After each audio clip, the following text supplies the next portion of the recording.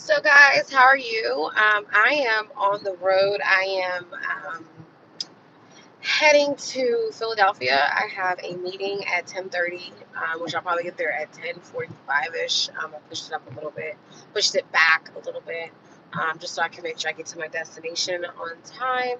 And I figure this would be a nice kind of way it's an hour drive, so I figured it would be a nice kind of multitasking way to do a Q&A.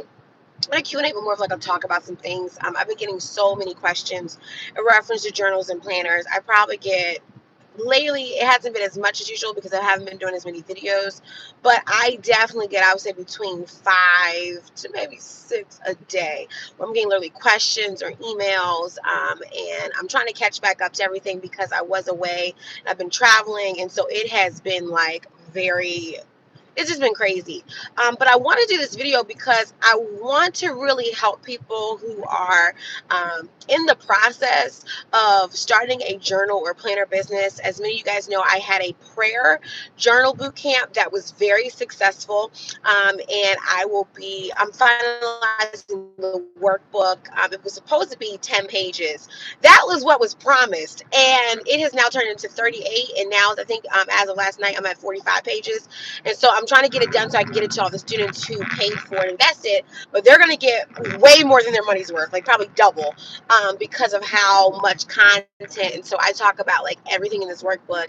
But while I was working on the workbook and like all putting really like all everything that's in my brain into this workbook, I'm going to think about like almost like the step before, launching this kind of business, and like what are the thoughts that you should be thinking. And you guys know, there's that very like probably one of my, most well-known videos is the prayer journal video where I talk about, my journal and things. And I really wanted to use this video as like kind of like an update of my thoughts since that, because I have definitely grown in my expertise. I've worked with amazing clients and I've done a lot of amazing projects.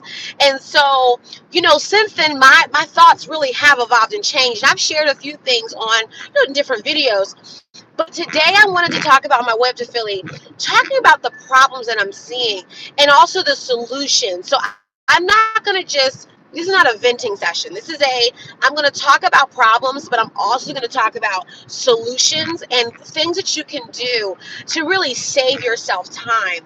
And the first thing, this is the very first thing, and this doesn't just apply to products or planners or journals, but most people do not like delayed gratification, right? And if I can really shoot straight with you guys, that's what I like to do. Some people can't handle how I shoot straight. It is what it is.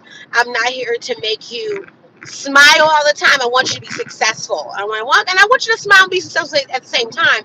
But sometimes I just have to like kill certain balloons that some people have been floating on. You have to stop rushing. There's too many products being made right now that are poorly made, that are horrible in concept. And I think that a lot of times we have an idea in our head and we don't take out the time to flesh out those ideas and to really make it a great product, right? And because of that, I have seen so many poorly executed products, like poorly. This is not to offend anybody, but it's that we're living in a culture where people feel as if you don't write a book in 30 days, you're just not going to write the book. If you don't produce this in 60, if you're not a millionaire in 45 days, something is wrong with you, right? We live in this kind of culture. And I think that because of that, people feel as if I don't get this product out by like next month, I am going to be stuck. I'm going to be this. I'm going to be that. And it's funny because when you look at the other products that are like your inspiration or products that you want your products to look like, those products that did not happen in 30 days. Those products did not happen in 2 months. They actually took out the time to really make sure that, number one, what was the purpose of the product? And like these are things that like I almost have to almost say over and over again to people, especially my clients, because a lot of times they come to me and they say, okay, Gigi, I want you to make for me a planner or a journal. And then I ask them, I was like, okay, so what is this for? Well, I want to be able to sell this, and then I say, okay, but what's the purpose? Why are we making this? What makes this product worthy of being created? And this is big, because a lot of times we have ideas that we have not yet validated to ourselves. So you need to ask yourself the question of, why should this product even exist? Is it worthy of existing? Is it worthy? Should it even be in existence? And we say, oh yeah, it should. No, no, no, no, no. I know that you want it to be in existence. I know that you think it's a great idea. But what makes this thing worthy of your time, your effort, your energy, your money, and your investment?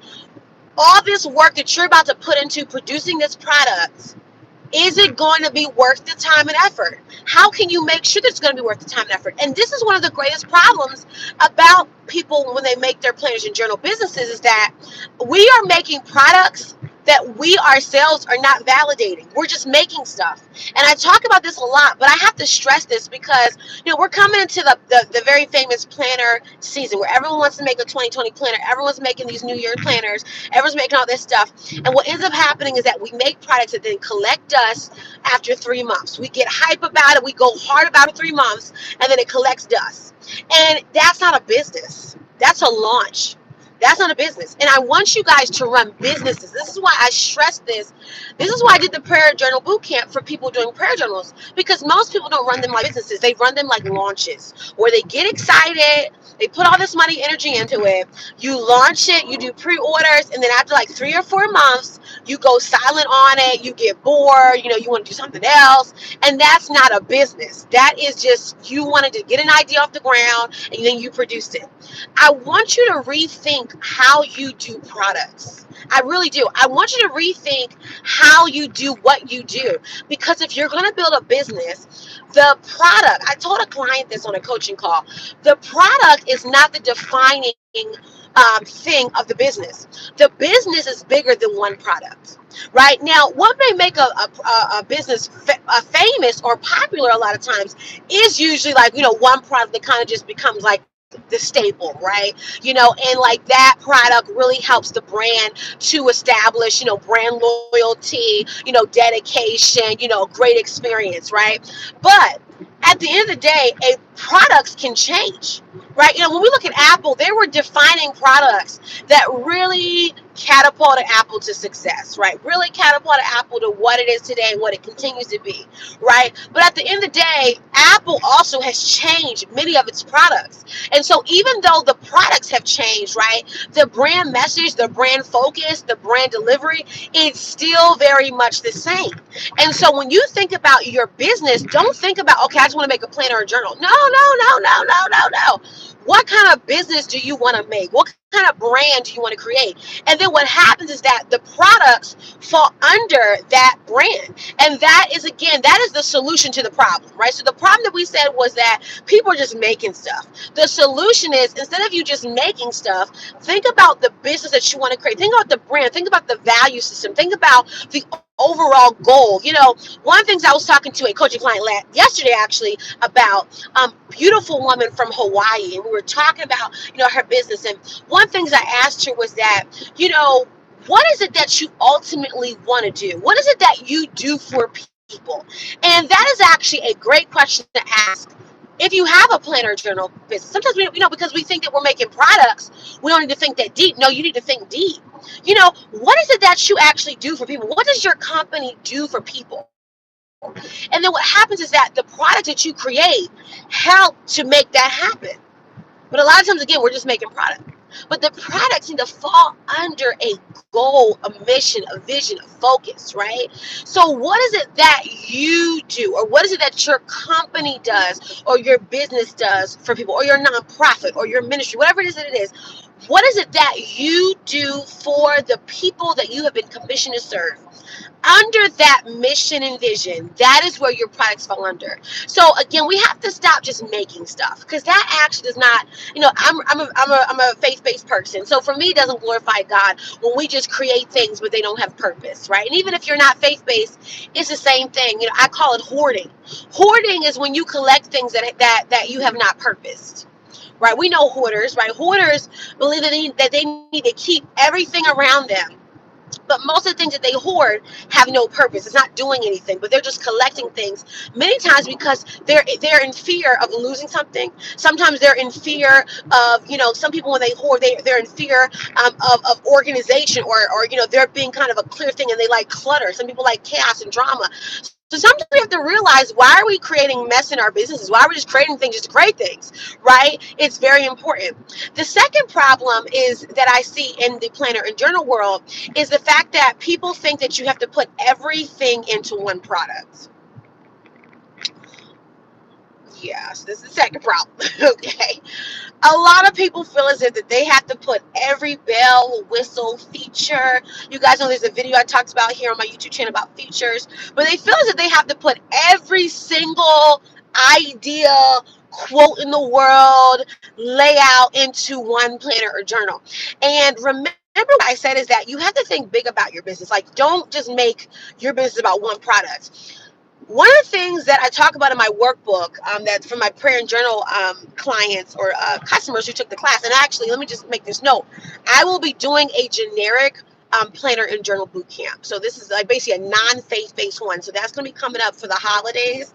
So stay tuned, okay? So anyway, but a lot of times when we think about like features and bells and whistles, we want to put everything in one. Remember, when you're scaling or growing your business, you can have more, don't just cap your business to one product. You can expand and have multiple products. And in my workbook, I actually give you a strategy on how to scale your business so that you actually are making more than just one product, right? But don't put everything in one product. Think about this is very important too. Here's a strategy that I do for myself, and I highly suggest some of you guys do it. So I have a whole folder on my computer that is devoted to product development. And this is from my GenesisDorsey.com brand, right? And so what I do in that folder is I have all these different documents for like courses, books, workbooks, and I flesh out usually about every couple of months. I kind of revise it, when I know it's time to revise. I have like listings of products that I want to develop. Some I want to get done like within the next year. Some of them are kind of like huge down the year goals. But what I do is I organize my thoughts into the different products I want to create, because I don't want to put too much stuff into one product. So I think about, number one, what is my mission? What is it that I seek to do? And my actual niche and my skill is that I teach people how to build platforms that produce people that produce products, right? So like I have a P3 system, right? Marcus Lemonis has his P3 system. Mine is very similar, but a little bit different. So mine is platform, right? So it's platform, people, and then product / service, right? Service is kind of like a parentheses. So I'm an expert at building the platforms. I'm an expert at then teaching you how to gather those people and then how to monetize those people with products, right? And a lot of times that divides into two areas, either service-based or retail. And that's why I teach things on like e-commerce, product development, because I'm teaching my tribe on how to build the platform, how to collect the people, and then how to monetize via product. And so with that, there are different topics that I want to cover, right? There are different topics that I want to cover. And so in those topics, I know like, okay, I want to do a planner on this, right? I'm going to do a journal on that. So like, for instance, I have a new prayer journal coming out called Stretch, and it is a 30-day, actually, no, we switched out. It's no longer a 30-day. It's a self-esteem prayer journal for entrepreneurs. It's actually for female entrepreneurs. And so what I'm doing with that is that I know what specifically is going into that one. Because at first I was actually going to do another prayer journal, and I was like, okay, well, no, let me do something different. So I made sure I was like, okay, I'm going to do a self-esteem themed prayer journal for female entrepreneurs. And it's funny because as I was doing that product, like some other ideas came in my head. I was like, oh, okay, that does not go into this one. Let me put it into maybe another product down the road. So it's great to really have a running document of like upcoming products that you may want to create, right? And that way you can kind of brain dump and then sort things accordingly, because there may be some things are like, they're not for this particular planner or journal. Put it into another type of prayer journal. Sorry, not prayer journal, but like planner or journal. They don't always have to go into one product. Same thing goes for features. Not every planner or journal needs to have like 100. Like there needs to be a tab on the side for this. Then I want them to be able to plan out this, that. And then I want a box on this left side that helps them do this. And then I want a box on that left side that helps. And then I want this at the top. And then I want this in the corner. And then I want this. It's like that is going to end up becoming a job. Like that's not a journal. That's a job. That's not a planner. That's a job, right? It's almost like they're filling out paperwork versus actually like enjoying releasing. And it's going to, I think it has to reconnect. Hold on. There we go. It's going to become a issue for them. It's going to become a huge issue for them. So you don't have to. That's the other problem. You do not have to put everything into one product. Okay. Now I have another problem that I want to give you a solution for. Many people, it's kind of hinges on the first one, how like a lot of times we're not really building our business. We're not really building our business to be a business, right? But here's something I really want you guys to think about.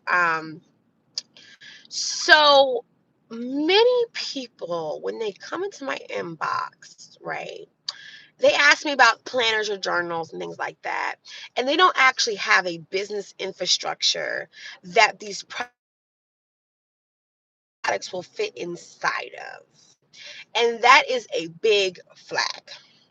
This kind of goes back to just making things to make things, but I almost want to take even a bigger step back and say that before you even create, even though like you may have an idea for a planner journal, the first thing you need to create is actually a business infrastructure. That's actually the first thing you need to create, because before you, and I talk about this in my workbook, and I actually give you like a whole like a schedule for how I think you need a budget, how much money you need to set aside when you can start paying for stuff, right? I have a whole schedule in my workbook.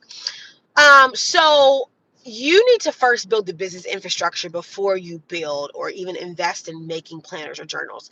Because what I have found is that many people are not running their planner or journal side like it's a business at all. It's almost like it's a hobby. And like they came with an idea, they put this money into it, and then bam, they have a planner or journal. And you are doing yourself a disservice if you have not created a business infrastructure yet, or before you did all that. Because you have to first make sure that what you're doing is going to be profitable. That's why, like, when we talk about pricing of journals and planners, things like that, which I have a whole pricing chart in my workbook. Again, that workbook's going to be amazing. Because you have to really make sure that you're going to, this is all this work. You need to protect your passion, right? And that's why I tell people, sometimes we get so passionate to create things because we just love to create things. We want to help people. But you can burn yourself out when you're not a good steward of your passion. And then you look at like, okay, well, what is my return back on, like return on investment, my ROI on my energy, and like if you're not making money from this, I'm gonna tell you, I promise you. Oh well, it's not about the money. Okay, well, it may not be about the money, but I'm going to tell you something. You making products costs money. So you're gonna eventually, you should have the question of, when am I gonna make the money back that I put into the business? That should be a valid question. On top of that, how am I gonna have more money to grow the business? That should be another question. How am I gonna have money to take care of ideas or conferences that I may want to go to where I want to vend or sell my product? That's another question you should probably ask yourself. So you really want to make sure that you are actually creating a business. And this is why I do videos on business on my YouTube channel, because a lot of people want me to do all these, videos where I'm like giving away all this stuff for free on planners and journals. And a lot of times I tell these people, listen, I know you want to create one. I've done some videos on them. That should be enough to get you started. But the same token, I really need you to be a business, because you can create the most fabulous, gorgeous planner and journal in the world. But if that baby is not being structured within a business model, you're going to have a beautiful baby that will be in starvation and may possibly, unfortunately, not be on the earth any longer, and all you would have created is a beautiful thing. And that is my worry for many people who come to my channel, because they're searching for how to create a planner, how to create a journal, right? And they're oh my gosh, I love it. And my heart is like, but please make sure that you become a business. Please make sure that you take care of your passion. Please make sure that you take care of your ideas so that you can grow. I want people to grow. If you have ever heard me speak in person or you've met me in person, even if you watch me online, I'm a very passionate person. And I am passionate about people having growing ideas. I'm not about small ideas. I'm into small moves, but they have to be gathered in a collective big step. Like, I'm not about being small, thinking small, living small. I believe that if you have one life to live, you need to live the mess out of that. Not the mess. That's not probably not the best word. I want you to live messy. But you should live the heck out of your life. And you should go for as much as you possibly can go for. And I mean, when you think about, the limit is yourself. I mean, when you really think about it, I mean, you can only go as far as you want to go, right? But I think that, like, if I'm going to create a planner or a journal, if I'm going to really put myself out there, let me take my time. Let me do my research. Let me get my coins together. Let me make sure that I am building the right business. Let me get my business paperwork together. Let me make sure that before I put all this money into the material costs or the units, buying the units, let me make sure that all this stuff is in a business bank account. Let me make sure that I've done my research on where I need to vend, and I know my target audience, and that, so that as I'm making these products, these planners and journals, I'm not wasting my time making a product that is not going to go for the long haul. So then now we go to the next problem. Are you creating a product for now, or are you creating a product for later? And this is probably a great question I think every planner and journal creator should think about. Many times we're creating a product that can only live in the now. And, a year from now, will people actually use your planner? Like, these are some good questions. Like, I'm not here to pat myself on the back, but I mean, these are some questions I really think people need to ask. Are you making a product that's good for now, or is it a good enough product that a year, 2 years from now, you can sell that same product and people will love it? This is why we don't rush our products, right? So this is why we do purposeful products. Is this a product that people will enjoy opening up every day, or after a few days does it get old and monotonous? Is it boring? Does it make people come alive? Does it make them enjoy? Or, if you're doing a planner, does it make people want to enjoy planning their day? How does your product make people enjoy their lives? These are questions we have to ask ourselves. Okay. Here's the last problem I'm going to talk about, and then I'm going to be done. Stop thinking that you are, this is important, because I had to address this to many of my clients. Stop thinking that you are the only person in the world who thought of your idea. Now, there are many people, no, not many, there are a few people that actually have invented or came up with a concept or methodology that is unique. Okay. But for the most part, most people who are doing planners and journals, their idea is not unique. It's just that they're doing it well, right? And I have come across people, who tell me, just, I got this idea, and I'm telling you, no one else is doing this. And I'm like, no, somebody else is doing. Yes, somebody. Have you Googled your product yet? Have you Googled it? I had one client tell me, I'm gonna be the first to do a prayer journal that has this, and that in it, right? And this is what I told them. And this is very important, guys, because I think a lot of times we become very possessive about ideas that are really not our own. We're just simply taking someone else's idea and then putting it into another format, and then we try to call it our own. Come on now. So I had a client again tell me, I'm gonna do a prayer journal that has like this feature and this feature and that feature. I said, okay, have you researched the product yet, right? And it's not that she couldn't do the product. My problem was that she was trying to say that she was the first. And you can't market that, because technically there was someone else who was doing that, right? So someone had wrote a book that had done this same kind of thing, where it had a few features in it, right? That fit it. It wasn't a planner or journal. It was a book.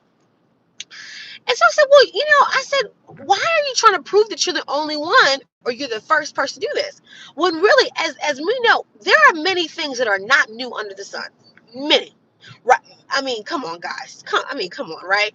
So don't become so possessive over your idea that you think that you're the first person to do it. I'm trying to tell you right now, because the way to humble yourself is to first research. Look online and say, listen, listen. Look online and say, okay, let me go Google, because you may go on Amazon and find that there's already a planner journal that does the same thing that you're about to do, right? Now, the reason why I'm saying this is because there are people who have become so possessive over their idea that you need to understand this is a very truthful thing. I gotta speak my truth and speak your truth, because you have to understand that many people's ideas are not new. They're not new. They're not new. Say it again. You're not new. Dave Ramsey, okay, was not the first. When we talk about, I mean, just give an example, right? Dave Ramsey, many people know in the Christian finance world, he was not the first. Larry Burkett was the first. Larry Burkett was the very first man who really dominated the Christian finance world of teaching people how to get their finances together in the religious Christian environment. All right. And so what Dave Ramsey is doing, he's not the first. Now, he is the creator of Financial Peace University and, this kind of methodology. But he is not the first to do what he is doing, right?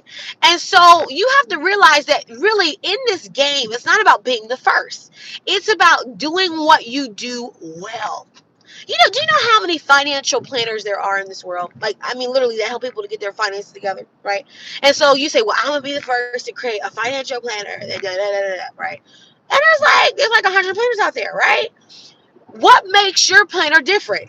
More than likely is not going to be what the planner actually does. Unless, now this is what makes your planner actually unique.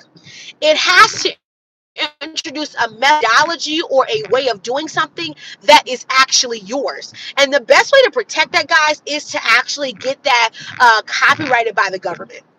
Okay, which you can get. But a lot of people, what people do is they're not getting it copyrighted, and then you want to talk about how someone's stealing something or how someone's using something. If you have not copyrighted it, guys, you don't own it. And you may say that you own it, but you need to protect your stuff. Otherwise, you cannot say, oh, well, somebody taking my stuff. Did you legally protect it? Let me tell you something. If you don't care about your stuff to the point that you will not legally protect it, don't complain when someone else steals it, because you did not do your due diligence to protect it. Okay, that's like getting a car without car insurance and then getting mad because someone hit your car, but you didn't protect your car. If you would have protected your car, you would have been fine. Okay, you would have been fine. Okay, but because you didn't protect your car, now you have to deal with the consequences, right? This is the same exact thing. Okay, you need to, if you want to be, if you want to say, oh, listen, I am the inventor of this, I am the person that came up with this idea, you need to be able to prove that you are the person that came up with that idea. That's the first thing, right? Because again, I have so many people come to me and say, Genesis, I have to make a plan for this. It's the only planner in the world that does this. And I say, did you research that first before you said that? Now, you don't have to. It's important. I'm not trying to shoot anyone's ideas down, because I'm not telling you not to do it. What I'm telling you to do is do not become so obsessed with being the first that you forget that the game is not about being the first. It's about being the best, right? Think about it. When Lyft came out, Lyft was not the first. Uber was. Uber was the first. Okay. Uber was the first. Okay. Okay, how many? Think about all the companies that were not the first, but they did, and they have become a dominating force in the industry, right? When we talk about clothing companies, think about Zara. I mean, there's like so many companies I can think of that have Zara. Oh my God, Zara is such a huge dominating company that people don't even realize it, right? And it's not like they were the first, right? You don't have to be the first to dominate an industry. You just gotta be good at what you do. You don't have to be the inventor of something to be good at it. You just have to be you have to be the best, or you just have to be good at what you do, right? Making money in business is not about being number one all the time. It's not about being the first, but it is about creating good products that connect with your target audience and serving them well. But that is probably one of the biggest issues I see, especially in content creation, things like that. People become so obsessive with being the first, or like coming up with something that many times they never came up with. They simply took somebody else's idea and put it into another format, right? And then they want to get credit for it. When you never, that's like, okay, guys, come on, let's think about this, right? Let's think about something like the Bible. You take scriptures and you want to put them into a journal, right? I'm gonna be the first person to put scripture into a journal, but technically you didn't write the scriptures. Like I'm trying to teach y'all something about, like, it's very funny how people think. You didn't write the scriptures. You didn't come up with the methodology. So really, It's not like that's a unique idea. I mean, for instance, my prayer journal is not a unique idea. I mean, come on, guys, come on. When I did my prayer journal, there was nothing really unique about it. What made it unique was my branding and the things that I did to make it mine, right? But think about it. I had scriptures in the prayer journal. Were the scriptures mine? No. Where did scripture come from? The Bible. Do I own the copyright to the Bible? No, I don't. Right? So I can't say, well, I had an idea, but no, it was not unique. No. Now, what was unique was I did have sections in my prayer journal, at least my latest one, where it had my writings. Like I actually had wrote some devotionals and encouragement, right? And so that part was unique. But outside of that, nope. But guess what? That is not my focus is not to be like the only person that has made a planner that's like this or made a journal like this. My main focus was to make a product that my core audience wanted, that they would love and that they would purchase, that they would invest in, that would help to grow and scale a prayer and journal business, right? So that's where your focus should lie. Okay, that again, the reason I have to bring this up is because everybody thinks they're an inventor. Guys, you don't have to be like you don't have to reinvent the wheel. You don't have to even make a new wheel. You don't have to be the first person who made a wheel, right? You just need to be somebody that says, okay, what kind of products does my audience need? What will serve them the best? How can I make something that may already exist but make it mine? Make it something that is unique, right? Again, there is nothing new under the sun, right? That's like, for instance, if I took the keto diet and made a keto planner, right? I didn't invent keto. Now, I may be the first person to take the keto diet and turn into a planner, but technically, I did not invent keto. So I cannot say that this is an ingenious idea because technically what I did was I took somebody else's idea, the ketogenic diet, and then I just put it into a different format, right? So, again, you may say, just why you harp on this? Because it is important. Because sometimes we spend too long trying to be like, I know people right now who've literally held up. Because see, remember I said, don't go fast on when you build your business. But the other thing though too is don't go slow and don't become a procrastinator. I know people who are spending too long right now. I know actual people, like actual customers and clients, that I have talked to, and they have spent far too long trying to be the first to do something. I want to make a planner that's the first to do this. I want to make a journal that's the first to do that. And I'm thinking to myself, why are you wasting your time? Why are you trying to, what? No. Why are you doing this? So don't try to reinvent the wheel. Think about a product that would be great for your audience and then execute, right? But do not procrastinate. Do not drag your feet. I know people who drag their feet more than they work. They spend more time, dragging their feet. They spend a lot of time, mulling over. I know people who have spent 10 months on a logo. And then talking about how, oh my God, I gotta start making some money. I gotta get this logo done. You know what? There are people out here who started businesses with a logo made on Canva. Okay, it doesn't take all day. There are some things that as you go, you can evolve. But do not get hung up on things that really are not at the root of you starting a business. Okay. I remember when I started my business, Land Print Go. I made the logo on Pages for Mac. Okay, I made the logo on Pages for Mac. Okay, I had a little girl silhouette. I put that thing up. I put on my Instagram. I didn't have a fancy website. I had a little blog spot at the time, and I launched a design business. I had an email. I had a Gmail. People tell me, well, you don't start a business with it. No, if you have a Gmail. Let me tell you something. Start the business, okay? I know people say, well, just you're not getting professional advice. They should have a professional email. Let me tell you something. People's issue in being successful is not hung up on having a Gmail. It's not focused on having headshots. Again, these things, in my opinion, are important as you evolve your business, but most people haven't even gotten started because they're so hung up on getting headshots, having a professional email. They got to have a logo that has 15 shades of blue and 15 shades of white and has a gradient, has a loop that goes around the corner. All this stuff. We just feel like we got to have all this stuff to get started. And meanwhile, they will give their laziness about 5 to 12 months of time when you could have gotten started on your dream. People, I'm not going. I want to really work on my planner, my journal, Genesis, but I don't have any money. And so, I'm just going to wait until I get some money.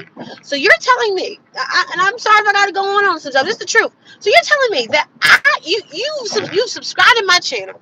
You have watched my hour-long breakdown on how to make a journal or planner. There are other videos on my channel that break down features, all this stuff. And you're telling me that you need money to sit down and to grab a piece of paper and a pencil to at least start to lay out how you want your planner and journal to look, how you want it to look on the inside. You're telling me that you cannot go to a library with free access to a computer and begin to browse the internet and go on Pinterest and Google and start to get ideas. There is no excuse under the sun for why people should be stuck when it comes to starting a business or growing a business. Now, eventually you're going to need money, right? But guess what? Do you know that working, this is so important. People don't value the time it takes to save. It's funny. People don't want to start because they don't have the money. But guess what? Start saving. There we go. That's something to do. Start saving. That is something to start. There we go. Start saving. Start planning. Start organizing. It's free to have a Gmail. It costs you nothing to have an email. It costs you nothing to build up connections. It costs you nothing to network. There are so many free networking events, and people will say, well, I'm going to wait until I have all my stuff together before I start networking. My heart. As you can tell, I'm passionate about this because you do not ever want to allow excuses to hold you back, or fear or anything to hold you back to the point where you feel like you can't do anything because you don't have anything. People say, oh, I don't have the money. I can't do a planner journal. You don't have to make it now, but there are things you can do for free. There are so many things that we can do even in the midst of lack. There are so many things that you can produce even in the midst of lack. But a lot of times what happens is that lack shuts your creativity off.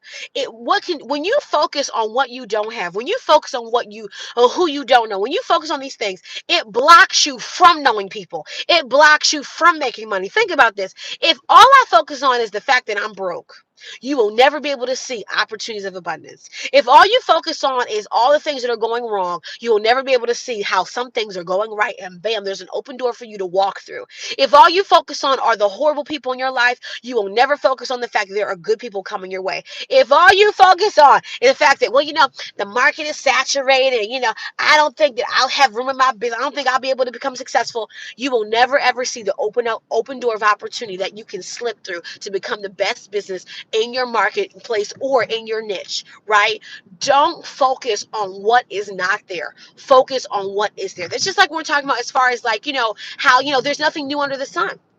Nothing new on the sun. There's nothing new. So I'm not going to stress out on, oh my God, I don't have a product that is like ingenious. I don't have a product that's like basically like revolutionizing the whole entire world. I don't have a product that's going to basically be like Superman coming into the world. I need something that's going to transform the whole world. You're so focused on trying to be something super, super, super like ingenious that you are missing on the fact that there are some opportunities right in front of you where you don't have to be the next, Albert Einstein kind of planner and journal, right? But you can do amazing things. So guys, I hope that this video helped you. I hope that it helped you to open up your mind and see, number one, as I recap, don't think small. That's the biggest thing. Don't you dare think small. You may have a small business, but like I just taught yesterday while I was I taught a 2-hour workshop in Lower Delaware yesterday morning, actually, small businesses can incur profits, right, of millions and millions and millions of dollars and still be considered a small business. So, there's something small about your idea. Just don't think small. When I say think small, I mean don't think small-minded. Don't lock yourself into a thinking mindset that keeps you stuck. That's all I'm saying. And also, too, as a recap, we also touched on the fact that don't become a hoarder. Don't become a creative hoarder where, you think of great products, but you're not thinking about how should they be purposed? What is the purpose of making them? Why should they exist? We do not want to waste our talents on creating things that will simply collect dust. That's not going to help you out in the long term, right? You want to think about how to actually make good products. We also talked about in today's video on how to actually have a business. Don't just make products. You need to have a business, okay, a business, okay, a business. I'm joking, but a business, right? I mean, you really need to have a business. You do not want to just make products. So what we talked about today in today's video is that your product does not define your company. Your company defines your product. So that's a great way to, you know what, this is okay. You may write that down, okay? But it's true, right? Because your products may change, but your business and its focus and its vision, even though that sometimes that also may evolve, but most times it has a constant kind of flow to it, right? And so we talked about different companies where at the start of their company, they had pretty much the same kind of products, but as their company grew, products changed. We also talked about the fact that you don't need to put every single idea and feature into one product. So we talked about the idea where have a product development document or folder where you can flesh out different products that you may either want to produce in soon or maybe down the road, right? But don't try to put everything into one product. What you'll find is that actually I didn't talk about this, but what you'll find is that when you try to squish everything into one product, number one, the product will overwhelm people, which means that they may buy it, but they will not use it. The second thing is that you will find yourself procrastinating because you feel as if, oh, I'm missing something. Oh, I need to have this. Oh my God, is that enough? Maybe I need to put some more. Oh, maybe I need to take it out. And you will spend all this time trying to squish all this stuff. It's like packing a suitcase.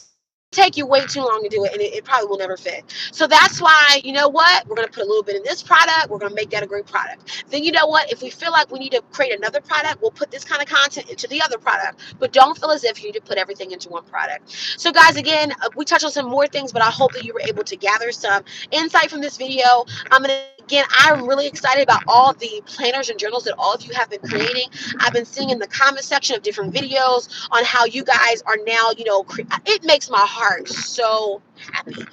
And matter of fact, I do want to say this because people have been doing this, but I never talked about it. If you have ever watched one of my videos or whatever, videos or posts or whatever, and you were inspired to create a journal from watching my video, send me a picture, because I would love to tell people and show people about the different planners and journals that are being produced, from just people who have connected to the tribe and to the community.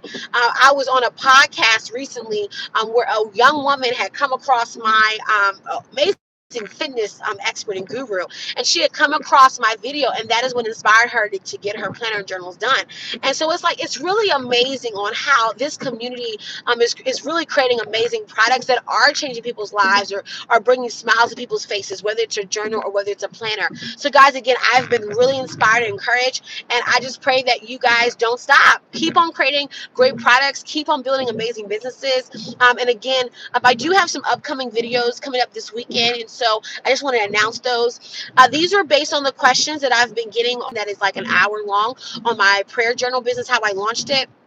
So we're going to be doing a video on self-publishing versus traditional publishing. Someone had an awesome question on this, and so I want to make sure that I get her question answered, because people have been asking me that, but I like the way that she kind of shortened up that question, like what made you go down this route versus traditional publishing. So we're going to talk about that. The second question that I got was in reference, actually someone sent me an email that had like a lot of questions in it, and so I'm going to be turning that into a Q&A video.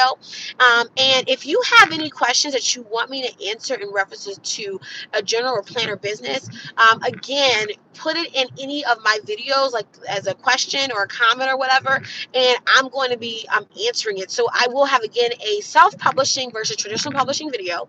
I'm going to be doing a video on how to price e-commerce drop shipping products like t-shirts, mugs, my methodology to that, kind of the method to my madness, and how I teach my clients to price their products, especially if you're doing drop shipping, because it does matter what kind of vendor that you're using, but I do talk about like my strategy for that. And then again, I'm going to be doing a Q&A video. So guys, I hope that you enjoyed today's video. I'm almost at my destination.